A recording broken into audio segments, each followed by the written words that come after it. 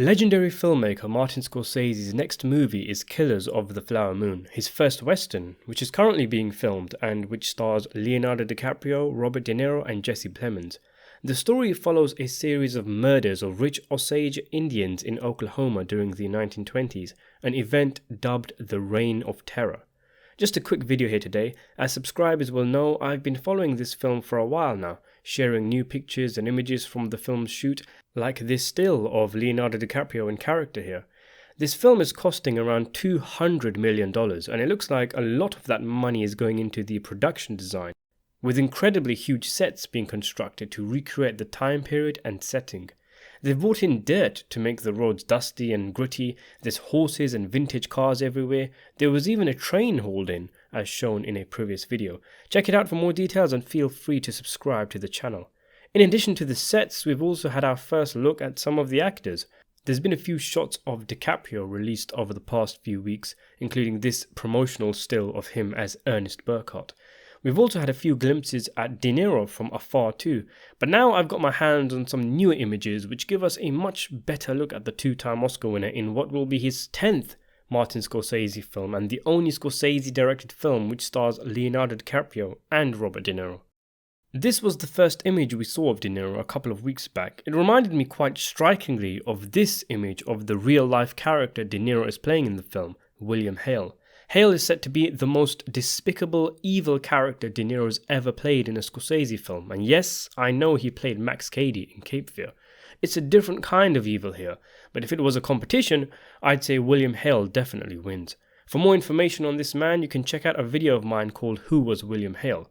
But onto the new images now, and here we can see much better quality ones, much more close up of the actor in full costume.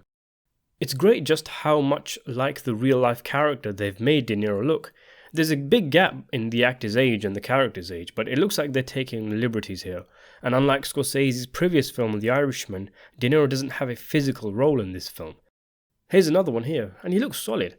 It's probably De Niro waiting for shooting to start or something, but he still looks like a pretty dangerous guy to walk up to.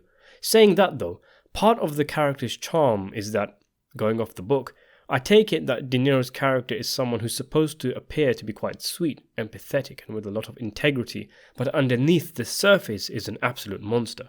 But I've no doubt De Niro can pull that off. Here's another image with De Niro looking very cool here, his hat removed and his hair slicked back. You know, I'm surprised that no one's really nabbed him for the role of an elderly mob boss. He looks the part and could pull it off. Maybe he just isn't interested. I know he did a cameo as a mob boss in David O. Russell's American Hustle, and he played a mob casino owner in a mediocre action film called Heist a few years back. But it is a little frustrating, purely from a film lover's point of view, that De Niro wasted so many years on crap films in the 21st century. I wonder if that walking stick is part of the character, or whether it's actually De Niro's. As detailed in a previous video, De Niro injured his leg while filming Killers of the Flower Moon and flew back to New York for a few weeks, and he was pictured walking around with a leg brace. I'm pretty sure these images are from his return, so he is back and kicking. And just seeing as though I'm sharing images and you're still watching, there's a few older ones that I never got around to making a video on, like this one here of DiCaprio at night in his pyjamas outside, and what looks like the Creeper from the Jeepers Creepers films in the bottom corner trying to avoid being detected. And with there being doubts as to whether Flower Moon can be called a western given the time period it's set in, I think images like this are quite cool for us to get a feel of the movie. This character looks straight out of a John Wayne movie. Horses in a Scorsese movie. It's going to be weird seeing that. If I remember correctly, he once said he never made a western because of his allergies, which include horses. But anyway, thanks for watching the video, and if you'd like to keep up to date with Killers of the Flower Moon, please consider subscribing to the channel.